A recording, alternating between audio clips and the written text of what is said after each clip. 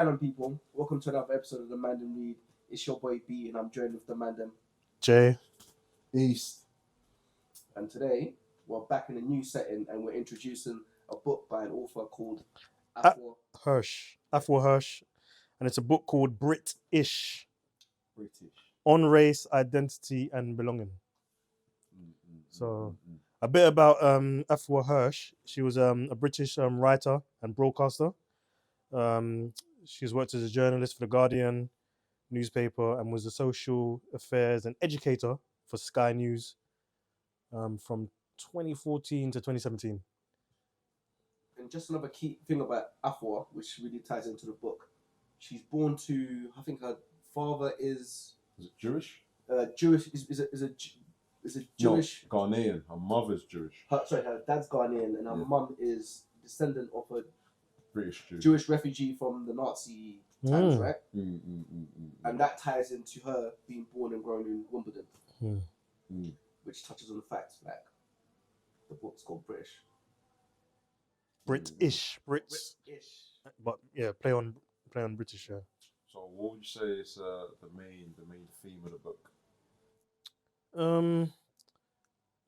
It touches on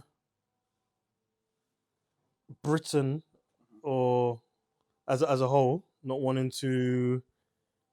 It's almost like they want to forget about their imperial past.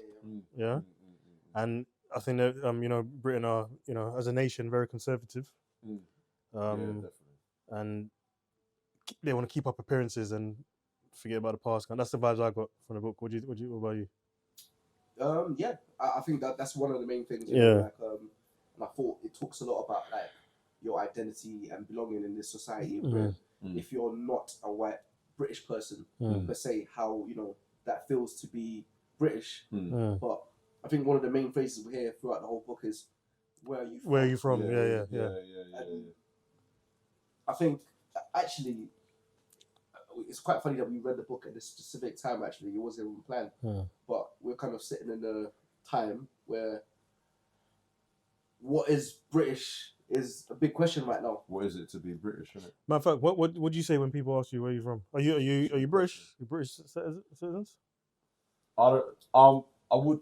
That's a good question. I think I was raised in Britain and I feel British, but I don't identify as British. Do you get it? Because of where I was born and obviously the culture I grew up in. Do you not identify as British? No. Do you not identify as British, or do you not identify as English? I identify as British. Yeah. But with African Caribbean heritage. And I can specifically say where in Africa, the Caribbean I'm from, and because I grew up outside of the UK as well. People will say, "Oh, but that means you're English," but I would say no, because my upbringing is different, and I'm British by citizenship, but I wouldn't forget that my mom is Jamaican, my dad is Nigerian, Ghanaian. So yeah.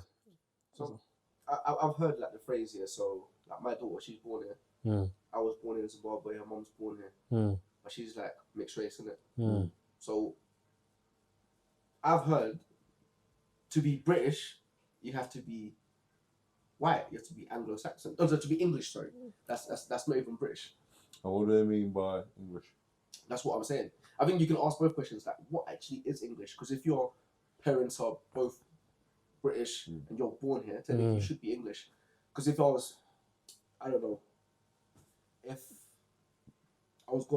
born in South Africa, I'll just say I'm South African. Do you know what I'm saying?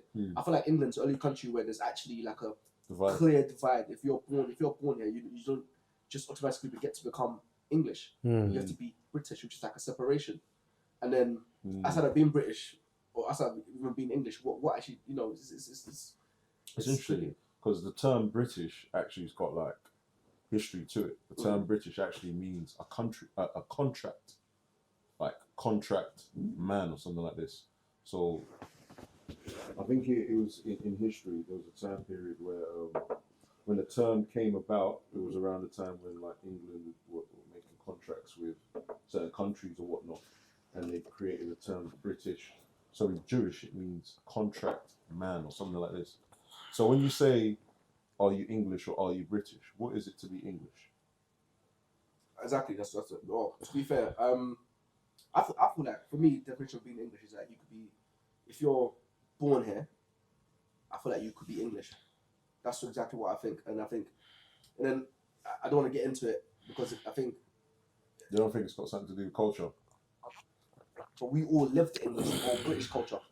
No, see, that's a good.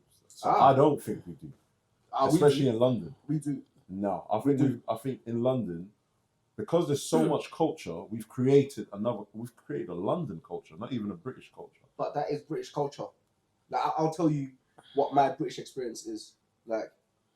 Coming up in the noughties, you have grime music coming out. Mhm. That's a British sound. Basically. Jungle, Lovers Rock, all British, These black are British, sounds. but cultivated from, say, the islands of Africa kind of thing. But it's still British, as you said. Okay. What's the national drink of England? No. That's Alcohol. Huh? The beer. Yeah. But what? Close. It's actually Gin? tea. So But then where's tea from? tea can't be grown in England. Exactly. But that's part of English culture. Tea is part of English culture. It's like one of the main things that they have, a cup of tea. Yeah, and even the term for like the plates and the plates. Like the tea sets and all that kind of they're stuff. called China because They're tea from China. actually came from China. Yeah, So yeah. British culture is actually a melting pot of everything. Mm. Indian food that we consume on a Friday night, it's a part of British culture, right? Yeah. Most of these dishes, like I don't know name. What's it called? What's a baked like curry that's like a vindaloo? That's actually a British dish. It's not an Indian dish. It was made in England. That's British food. It's like doner kebab. Knockoff. Doner kebab. You'd think that's what Turkish, Mm. but that was actually made in Germany. It was actually first made in Germany. So I would say all this other stuff, even though it comes from different parts of the world, it's still British because that's what British is. I think that's what British is. We're all a melting pot of each other, and we all. And I think my perfect cohesion of what British society should be like would be when everyone just blends and mixes together, and respects and enjoys everyone's culture and so forth.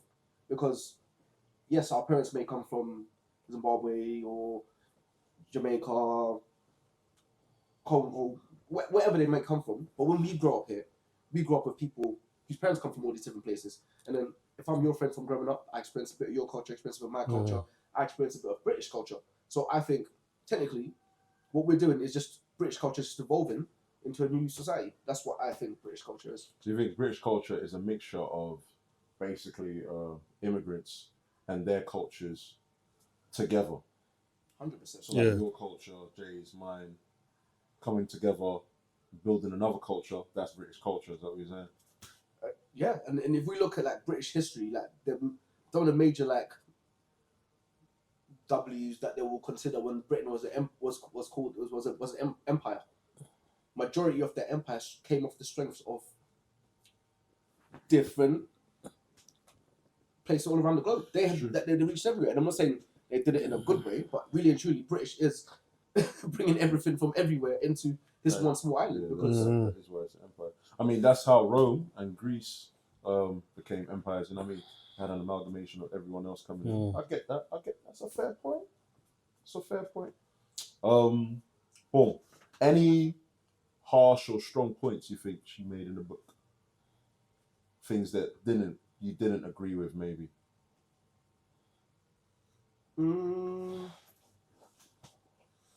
Strong question. I don't think there's much I disagreed with. I think she's kind of like bang on it. I kind of like the fact that she talks about how that there's this kind of like thing in the air in England at the moment that that Britain is it's like a post-racial society. There's not really much racism. We all get along and can I ask you lot both this question quickly? Yeah. What is your opinion right now with the climate of this country and people waving their English flags and Union Jacks and marching to unite the kingdom? What do you think about that? Do you think they're trying to bring Britishness back to where they think it's lost? What do you guys think about this whole thing? United Kingdom and that. What do you think? I don't think Britishness is ever lost. Like, just like you said, it's an amalgamation of different types of cultures. So when you're saying, when you've got a bunch of folks saying, raw, like, let's keep it British or let's keep it English or whatnot, like, what is that without every other culture involved? Do you know what I mean? So I personally think, if we're speaking about what, immigrants or other people from other cultures coming in or mixing in or whatnot, that's kind of what made Britain in the first place. So you should take that in, hail that in. Do you know what I mean? Instead of, Are you offended by the People waving the flags. I think it's more ignorant. Am I? Do you mean am I offended by seeing these flags around? I'm just asking, what kind of emotion does it evoke from you when you see it? Like, you see people marching and waving the flags and... So I see Afua spoke about how England isn't taught their history, therefore they're ignorant to how they became British, how the British Empire became the British Empire. Therefore, that's why I'm saying, when I see that, I don't think it's personal. I think it's coming from ignorance. You don't understand how you became what you became, what this became, what it became. So you assume that by extracting these immigrants or whatnot, you're making it better, when actually they've made this, help this country become what it is now. Do you think ignorance is an excuse for... Some of it might come from hate, though. Yeah, but obviously we've seen some of it spill out into a bit of hate, like with the marches at the migrant hotels and stuff. And Yeah. not even some of it. I mean, we can all disguise it and say it's not hateful, but we know there's some kind of underlying... I proper think it's just ignorance. I ain't gonna lie. I don't think it's hate. But how far can ignorance be an excuse? It's not a good excuse. You have ignorance that you don't know. Like the definition of ignorance is like not knowing information. Yeah. Then you have willful ignorance, where I think at the willful, where you don't want to know, you want to be obtuse to such information and take in and accept. With the willful ignorance, the marginalizing people based on, you know, their... You choose to ignore the fact, yeah. Based on who they are, what they look like. Because I feel like some of these marches aren't about... Again, I don't even know why I'm talking about these protests. I'm just saying, I heard a quote, was it protect our women sort of thing? And then they're saying that these immigrants are, in the migrant hotels, are making up a massive percentage of the sexual assault crimes and rapes and so forth. But then you have in these protests people who are convicted of these said crimes. And, so it's like, for me to be convicted of those crimes, to be marching and saying, protect our women and children, do I think that the protest is actually about protecting women and children, or do you think that's just the phrase that we put in front of it? For an excuse to go out and do a madness. Yeah. Yeah, it's mad. Hey, we're segueing from that. Have you heard about that story in Germany? What happened? About the judge that allowed 9 rapists to get a lenient sentence because they were immigrants, and she said, was it they were suffering from being homesick? So they raped a girl for like 4 hours. This is all documented. This is all in the news. And when was this? This year? This was this year. So apparently they raped a girl for 4 hours. And when it all got taken to court, the judge was lenient. They were like 18, 19. Judge was lenient with them because she deemed that they were homesick or something like this, which is kind of mad. It's mad. It's mad. But yeah, read up about it. Some German judge. That's disgusting. On all parts. I think, that's mental. And it's crazy. I read that up, and then I thought about the incident that happened in was it Essex? Was it around Essex with where Tommy Robinson got involved? And I was like, "Rah, this is kind of mad still." But yeah.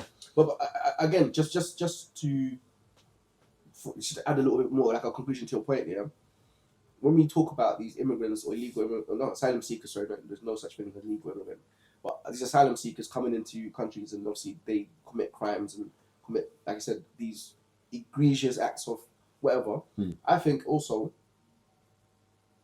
I do agree with the protesters in terms of let's protect our women and stuff. Of course. But then, like you said, Jay, with the willful ignorant stuff, before I step out and go for a march, if I really marching for a said cause, I'll go do my research and then go and look at the statistics and actually look at who's actually causing the major issues. And I think we should stop every single person doing it. Do you know what I'm saying? So I think you should have the same energy for the migrants as everybody else in the country. And that's just my point when it comes to all this. Yeah. This it's picking and choosing, I feel. Definitely, Yeah. So, would you have any hot takes? Anything to take away from it?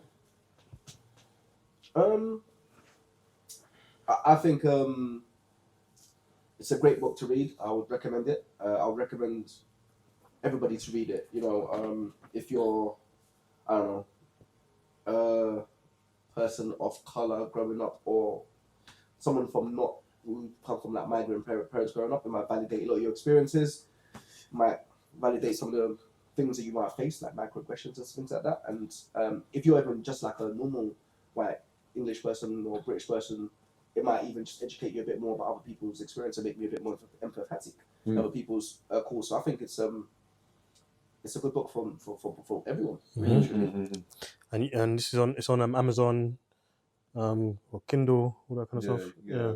It's pretty much everywhere. Pretty much everywhere. Yeah, that's Afua Hirsch. I found it interesting, the way, because obviously in the book she talks about how, so she's mixed, as Lester said. She talks about how she met someone that's also Ghanaian, full Ghanaian, and she was comparing her lifestyle between him and her.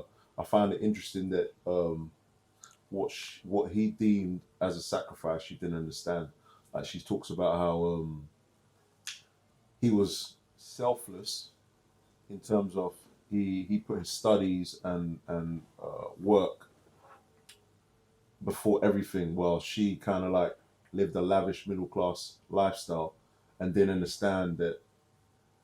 Like, I think she talked about how he was sending all his money to his parents in Ghana, and she didn't understand that, and he was like, "You're kind of selfish because you're just kind of out here, just living a good life, going out and da, while I'm sending all my money to Ghana. Like, we can't compare," type thing. I just found it interesting to hear in her point of view, living a middle class lifestyle, and obviously someone that we could probably relate to, the Ghanaian guy, his struggles and his sacrifices.